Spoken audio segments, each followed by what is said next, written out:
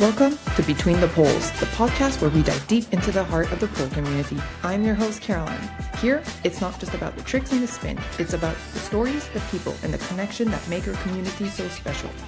Every episode, we sit down with pole artists, studio owners, and inspiring members of the community to talk about their journeys, challenges, and passions. So grab your favorite drink, get comfy, and let's get real. This is Between the Poles. Hi, everybody. Welcome on Between the Poles. Today's episode is going to be a little bit different as usual because I have my guest in studio. Today, we are sitting down with the incredible Tiffany Rose, pole dance pro, champion, judge, and so much more. Hi, Tiffany. How are you? Thanks for having me. Yeah. You're so welcome. I'm pumped because I'm doing this with Tiffany, and then I'm going to get to join 2 of her workshops. So pretty excited. Okay, I start this podcast off the same way for everybody. Just for our viewers and our listeners, can you tell us a little bit, how did you start pole? How did you even fall in love with the sport? Where did it come from? And tell us a little bit, kind of the life story of your pole journey. I was originally on the U.S. national team for synchronized swimming. And then I went into kinesiology, and I went into personal training, and I had a client who invited me to take a pole dance class, and I took to it like that. It just was like the most amazing thing. I inverted on my first try, and I was like, how do I make my whole life about this? And ended up winning a competition like 6 months later, and I won the Pacific Pole Dance Championship, which was sort of like maybe the 3rd or 4th year of PSO. So very different than it is now. Yep. And I think there was only one on each coast of the US, and then we had nationals. And then I just took to it like, anybody's business, and here I am. Okay. I have a bunch of questions because I always do.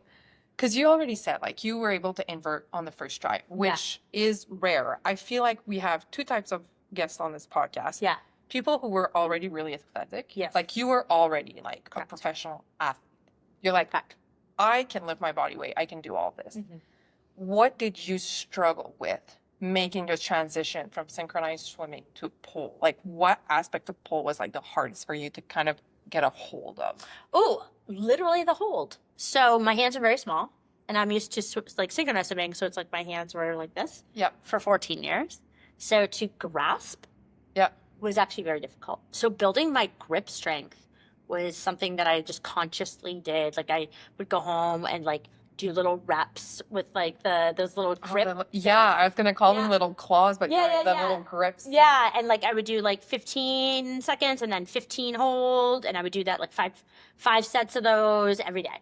Yep. And then it got better and better. I still, because I have small hands, there are grips that freak me out. I get over it, and I find ways to make it work for me. But hand grips are still always a conscious effort.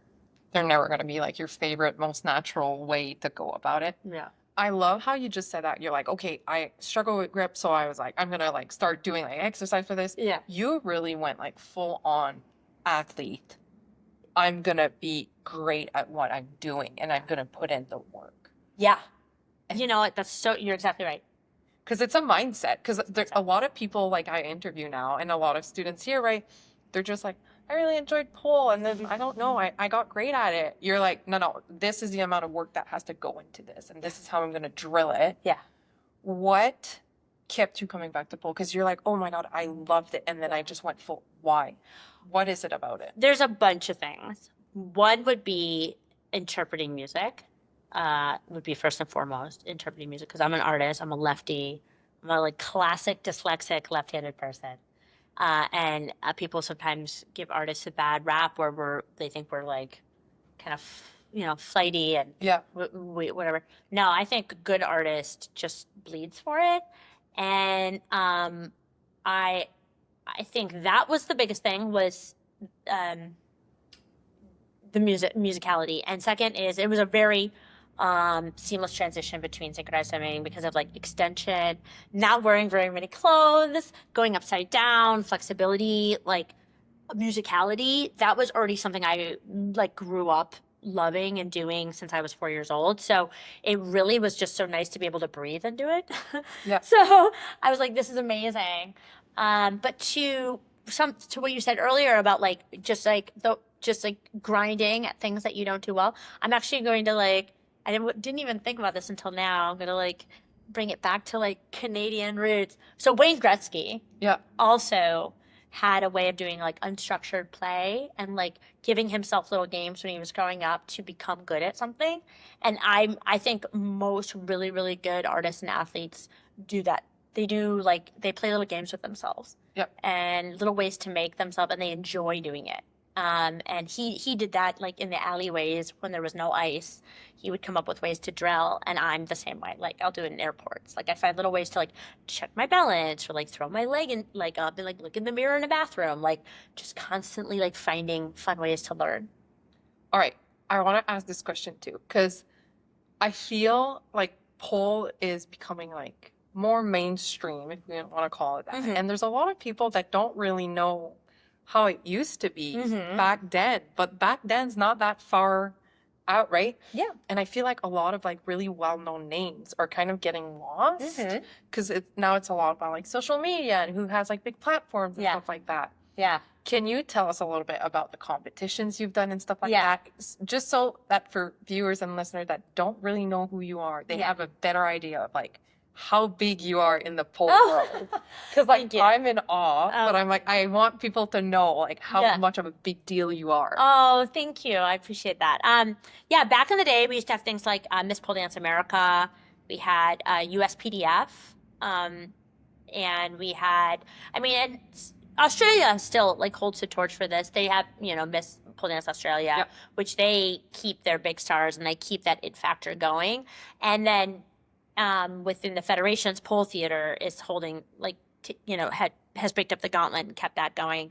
But when it used to be, it used to be a really, really big deal. There used to be like 10 people around the world, maybe less, that were like the names. And like I would call them first and second wave. I would consider myself more of like a third wave, and I learned from them. And like I got a chance to also like make a really big name for myself and win some international stuff. And I won Miss Pole Dance America Troop Division, and like I got a chance to do like these really big. I mean, we had crazy judges, like Hollywood choreographers who would come out and judge us, and like people from like pop stars. Like we had, it was amazing. It was like, I did a gig once for Alethea Austin. She used to produce this incredible show in Nashville at the Exit Inn, which is this like iconic theater that like the Rolling Stones played at, and like everybody. And we would hit the stage, and there'd be like decency officers in the audience, like ready to arrest us if we like showed too much skin or did a lewd act. And people did. They got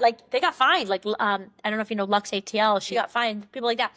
So like we really did have like a more punk rock and yet bigger like rock star personas, and we had bigger contracts, and we had like Bad Kitty behind us, and we had fashion shows at like Pole Expo. And right now it's definitely been watered down because there's more people, and social media is really just like anybody can be on there filming anything. And I'm not dissing that. I think it's great that like you can make a name for yourself however, but it is a different dynamic. And like I don't put my ego into it. Like I don't care if people know me or don't know me. And sometimes like if I go to take a class and like, I'm just a student, it is fun for people to be like, wait, like what's your deal? Like, and then they look me up. I would be mortified if I walk up in my like class and I'm expecting just to like have a class and then you're the pole next to me.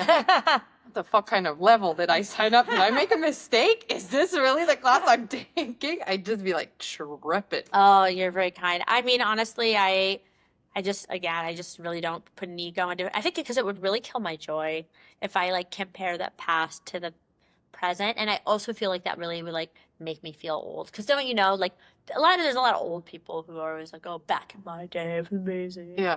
And I just like don't want to, maybe that is true, maybe it isn't, but I don't want to get caught up in it. So I just am like, it is what it is.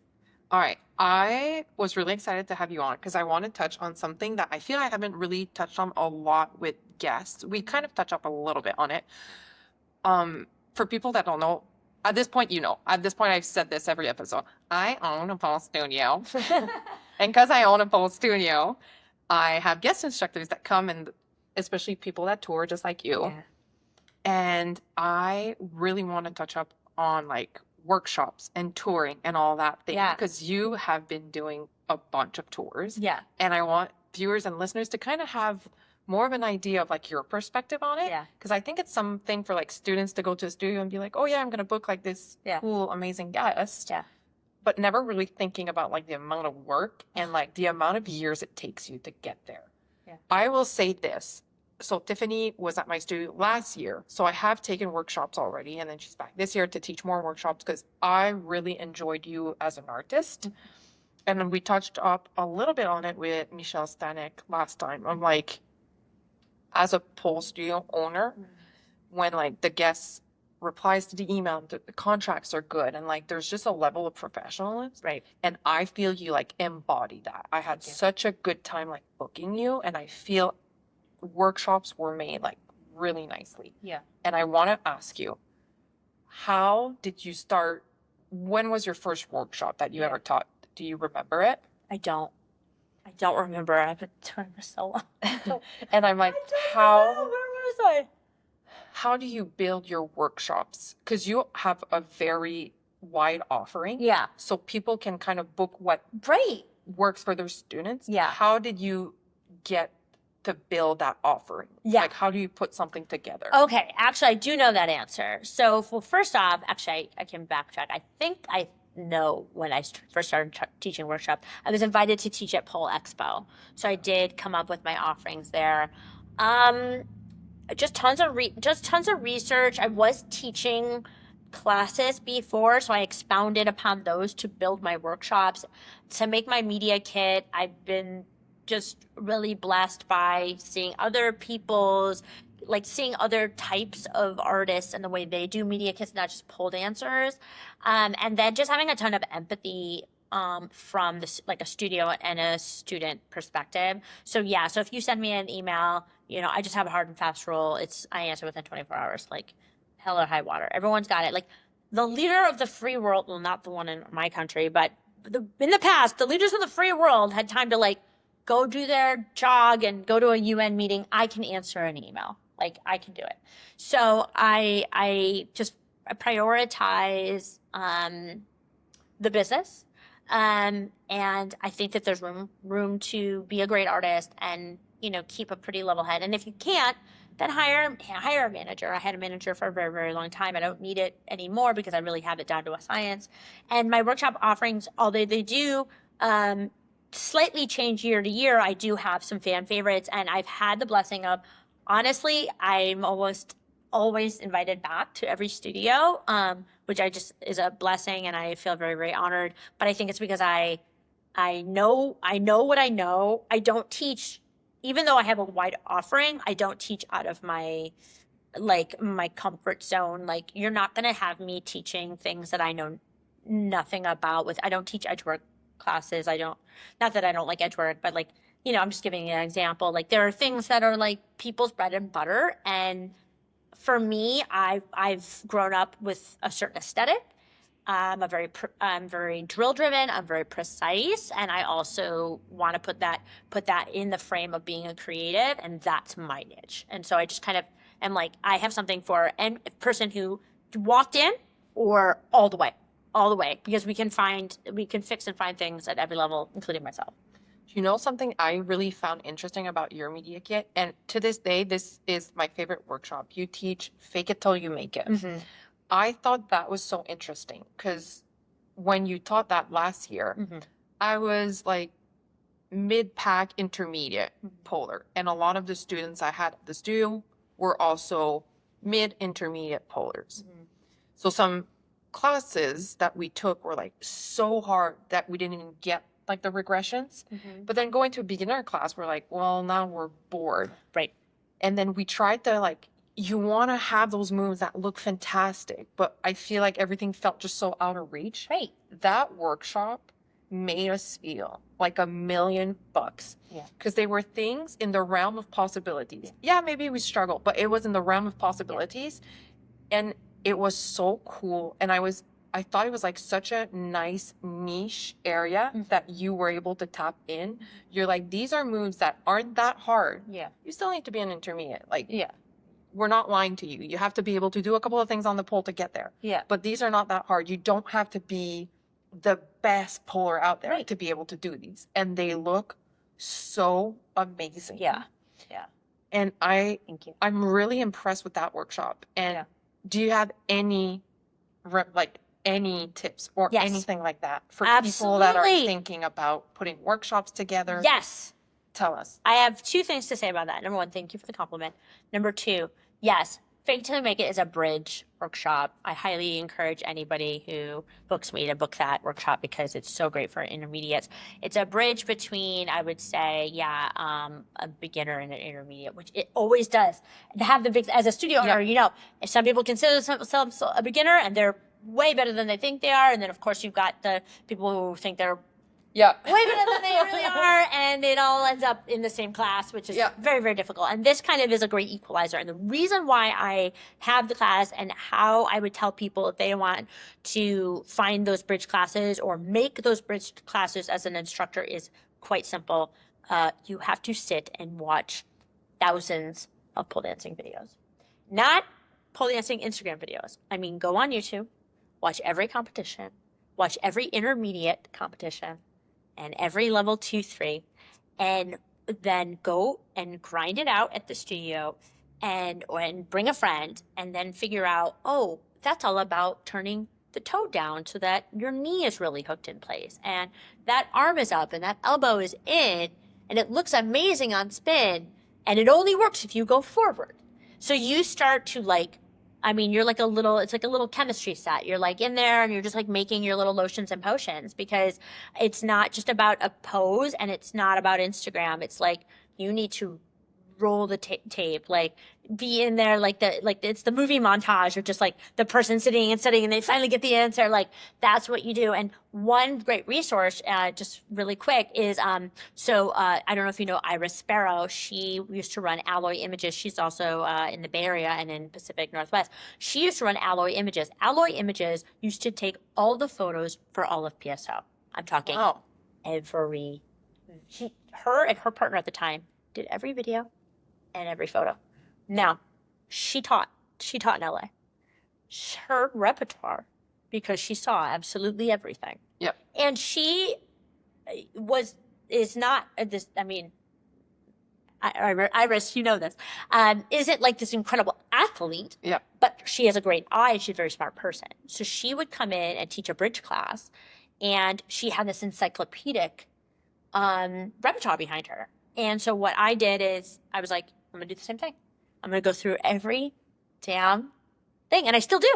I go through and I'm like, and I don't just watch the little clips. I watch and I watch and I watch and I watch and I watch and I watch and I break it down. I try different sides. I try it on spin. I try it backwards. I try it and then I bring it. So when you book me, you are not booking a 90-minute. You are booking 900 hours.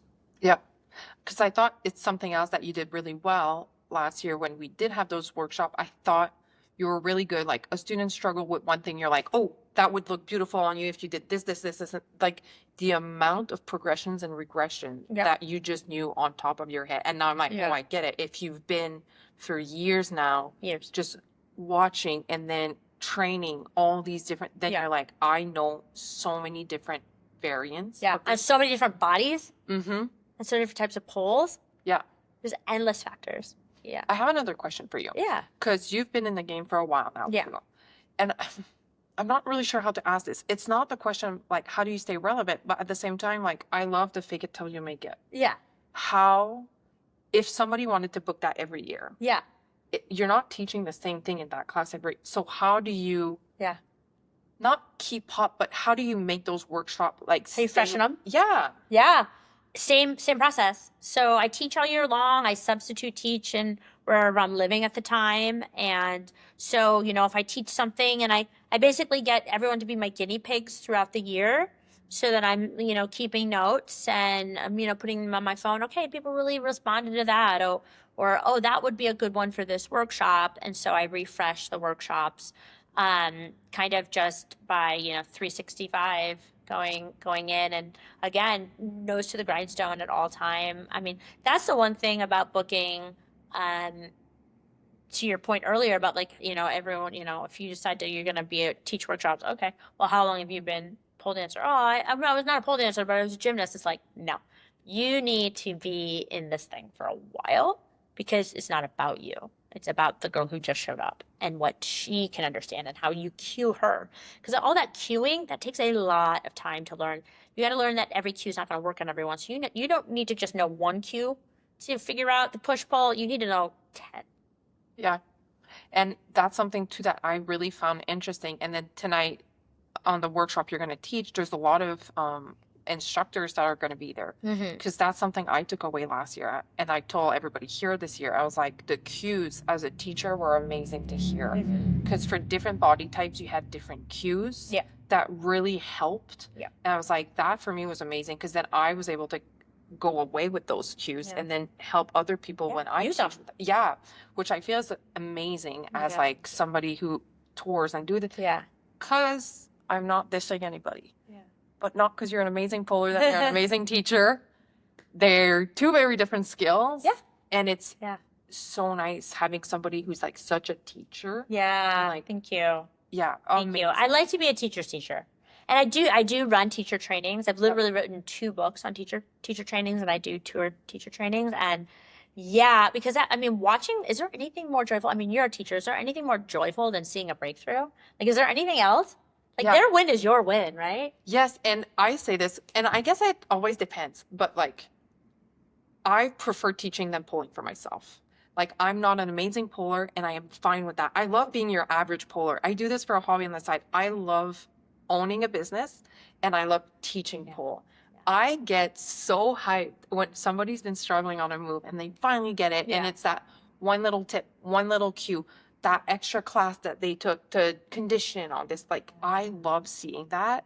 And then I took away so much of like the cueing you gave last year. So I'm really excited for this year's. Oh, no pressure, huh?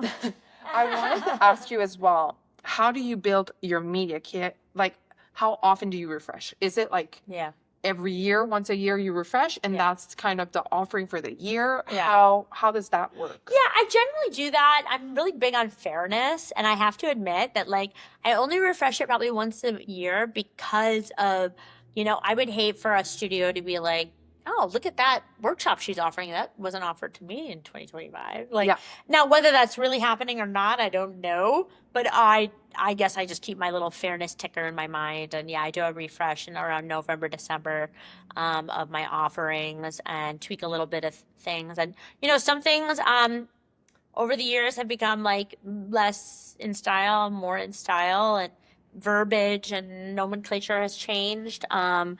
So, you want to be sensitive to all of it, and also like, because it is a business, I'm still true to myself as an artist, but if there's a workshop I know that just doesn't really sell, like, I'm going to take it off the list, because I enjoy everything. So if it's not selling, I'm not, Yeah. I want to ask you a little bit, like, kind of pivot the conversation a little. Because I've asked you a lot about workshops, but I want to ask you about touring as well. Because for me, and maybe that's not how you see it, for me, you teach workshop, but you tour. And meaning by that like you travel, teach workshops, but you perform or you do other business. So right now you're going to go and you're going to judge. So that for me, like, you're on tour. I am. Because you're not only teaching. So you're not like, book me for a workshop. You're like, hey, I'm going to be traveling, doing a bunch of things. I am also available at certain dates for teaching. But that's what I call it, touring. Touring. Is how you would... I would say touring is not going home, like, between gigs. Like, I'm on a tour. And you're doing like multiple things. I we talked a bit about competitions you've done, and now like you as a teacher and like you offering workshops. On the other side, when you tour, sometimes you perform. How does that happen? Are you still kind of really enjoying performing? Or are you kind of slowly being like, you know what, I prefer doing workshop? Is it the mix of both that get you excited? How did you start performing? How did you go from like, I compete and I'm winning like medals and all that, to like, you know what? I also want to perform for like the art of it. Yeah. Well, actually, I kind of never wanted to compete. When I competed, it was because I just didn't know about too many performance opportunities, but then I got them quite quickly. So, like, I performed at the Playboy Mansion when I was maybe 3 years into pole dance. I was a featured performer. Yeah. And so I was living down in LA, and I was I was also in a thing called the Pinup Pole Show. So it was like a dinner show that we ran on Friday and Saturday nights in North Hollywood and also down in Long Beach, California. So I was a performing artist, costumes, production, like, all the things. So really living that like Hollywood gig life for a while. And so I love performing. I love performing more than competing. Okay. Easy answer. Because I love the freedom. And I love teaching. But I think if you pigeonholed me into any single one of those things, I'd hate it. Like or I'd grow tired of it. I think the thing I grow the least tired of is performing. Okay. Yeah, I really love to perform because I love art. I love to make art, but it's selfish. So I like to instruct because that fills my spirit, fills my soul.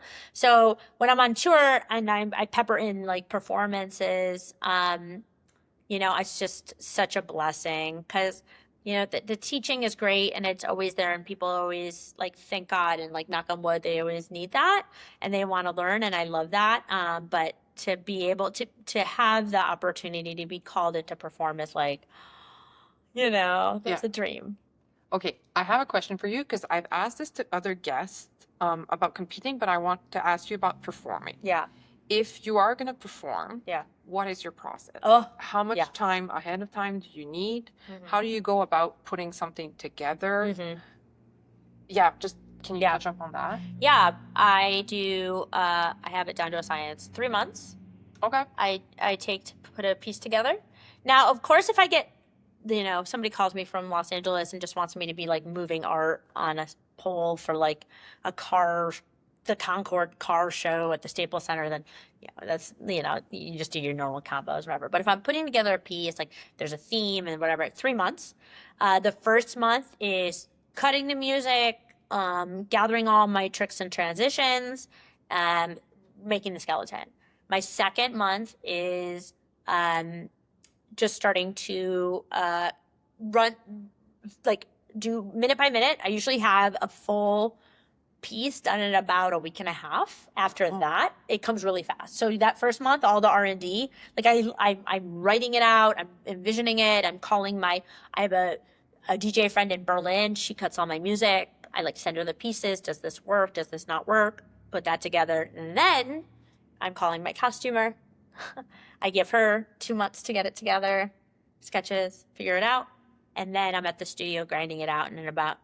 So then it's 1 month of that, then a week and a half of putting it all together. And then the rest of the time is completely ironing it out. And every time I go to the studio, I run it once when it's totally unwarmed up. I do my warm up, but like run all the garbage, make all the mistakes. Then I run it half and half. Then I run it half and half. Then I run it half and half. Then I run it full again. And I do that for an entire month. Wow. Yeah. All right, I have a stupid question. Because you're the first one who says, like, and I call my costumist. Yeah. What the heck is being said on that phone call? Yeah. Like, are you like, yeah, this is the song? Like, or you're like, oh, I'm envisioning. Like, how does that phone call go? Yeah. Well, it's kind of fun. When I call my customers, I have two that I work with the most. Usually I come with an idea. I will spoil it. This will probably come out after I perform it. So I'm performing at Pole Theater. I'm the head judge there, but after everyone competes, while they're tabulating, I have to go up and like do it.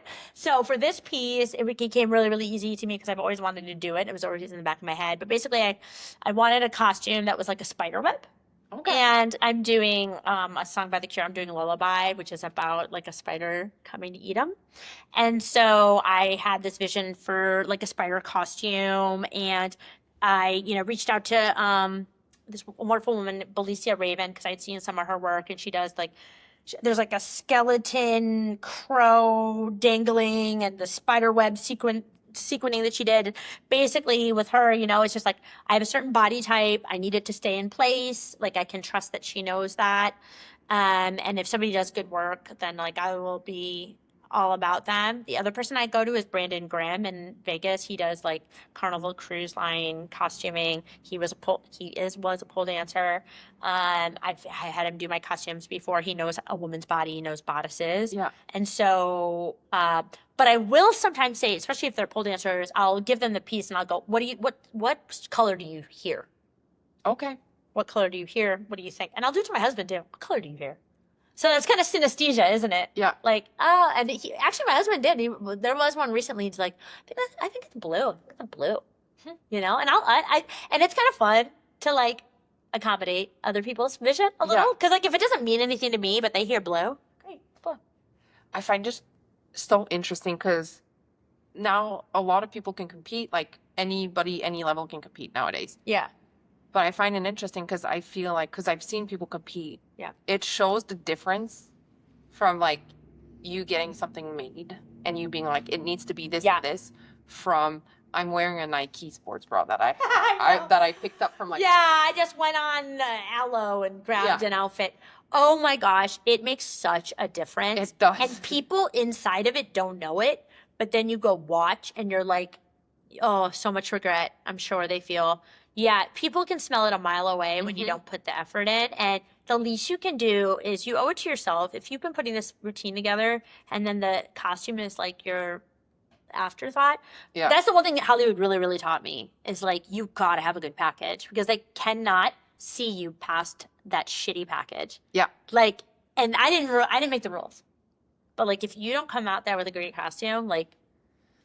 It's just because I feel we've had guests that have been talking a little bit more about like showmanship. Yes. Like, bring it. And I'm like, yes, that's what I want to see. I love Yeah.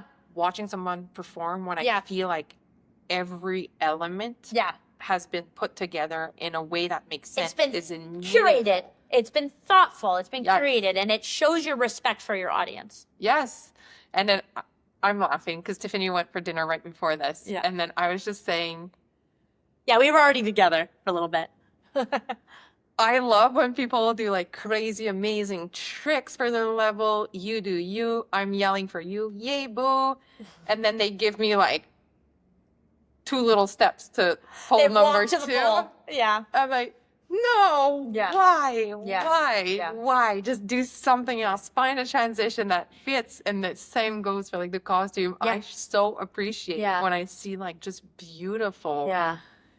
Just something that like makes your piece come alive, where I don't have to just do the imagination, like that you're helping my brain get there. Yeah, for You know sure. what I mean? Anything worth doing is worth doing, right? Yes. You know? And don't give up. Don't leave anything on the floor there. Like, give it all the time. Life is short. Respect your audience. Respect yourself. Do all the things. Like, Okay, I have a meaningless question for you. bring it. I love meaningless. In all the years you've been doing this, Yes. was there ever a costume malfunction? All the time. Really? Because I get nervous because we are not like, I look at people pull and I'm like, you're contortioning in such a way. I'm like, I would have a nip slip. Like, and competitions are pretty strict on like those things. How do you go? Okay, tell us about like a costume malfunction and any tips for people that are going to put together a costume of things to just kind of remember. I mean, honestly, I have so many costume malfunctions. I don't know where to start. And the way to avoid it is simple. So, because I have like small boobs and like stuff shifts, is tape everything down, wear pasties, wear safety underwear. Period. I love that. Like you need to have a whole situation underneath your situation. Okay. Yeah. And not only that, but that way you're never dinged. Like nothing ever falls out because it can't. It's taped on. Yeah. Like tape it on. That's a stupid reason to lose a point.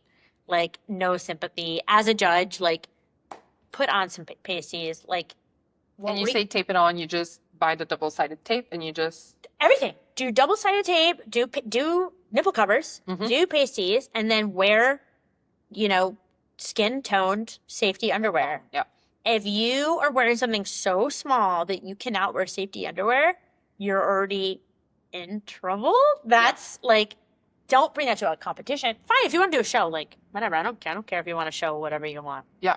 But if you are going to compete, then yeah, you do need to be wearing your safety underwear. And see, I feel like that shows that, one, you've been down this road before, and then two, you are a judge now. You do see those things and you're like, yeah, I've got to ding you a point now for something that you could have prevented. Yeah, while you're sitting backstage listening to your music or talking with your friend or putting on another coat of lipstick, like, where was your pasties?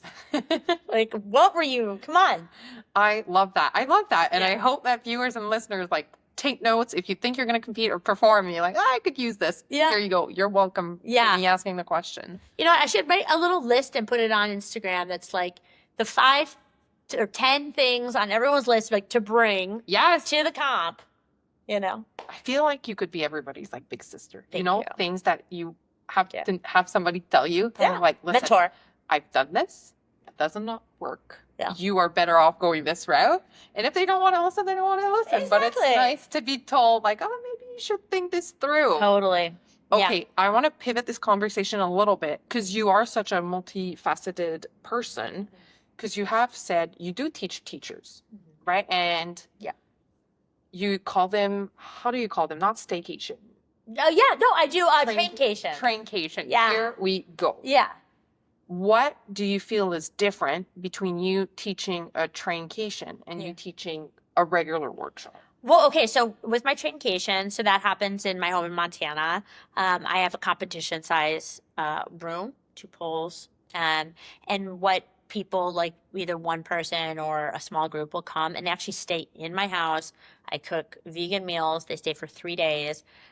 For example, if somebody's coming to put a piece together, basically I put them through what I would put myself through, which is we build a minute of, like, most of the time pieces are 3.5, 4 minutes. Yeah. We build about a minute and a half a day. And by the time they leave, they have a whole piece done. And basically we wake up, we go for a hike on the mountain, we train until lunchtime, vegan meal, plant-based, yada, yada, yada. They get a little break if they need it. Then we train all afternoon. Then we eat, then we foam roll. They can use my gym in my house if they need it, or we watch movies, we relax, we rinse and repeat until they're ready to leave. And if they come as like a small group, like train-cation, just want to learn tricks, basically I just grind them for 3 days. Most people don't make it. Like, they don't make it 3 days. They are so bruised and done by the end. But it's still fun. So if not, it's like, fine, we'll go down to, you know, I live in this really, really quaint town. We'll go eat some ice cream and stretch and just talk pole, and they, you know, can go, you know, axe throwing, or we can go paddle boarding or whatever. So it's sort of like this very bespoke kind of like thing on the mountain where you go and just can train your little heart out all you want. And I have all the bells and whistles to train. I'm certified as a corrective exercise specialist, and I also have a nutrition certification, as well as I'm yoga certified. And so I kind of come at it with a very holistic approach. But yeah, I've had up to 4 people at a time come and stay in my house, and we do it. That's amazing. All right.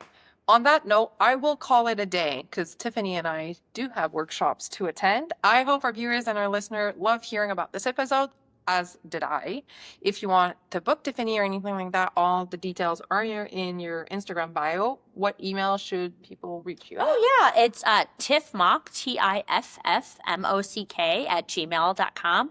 Or you can DM me on Instagram at Tiffany Rose Pole Dancer, TIFFANYROSE Pole Dancer.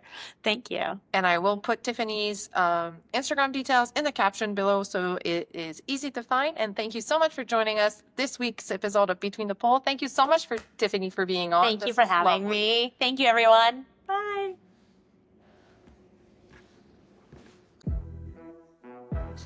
Thank you so much for tuning in to Between the Poles. If you enjoyed this episode, don't forget to subscribe, leave a review, and share it with your friends.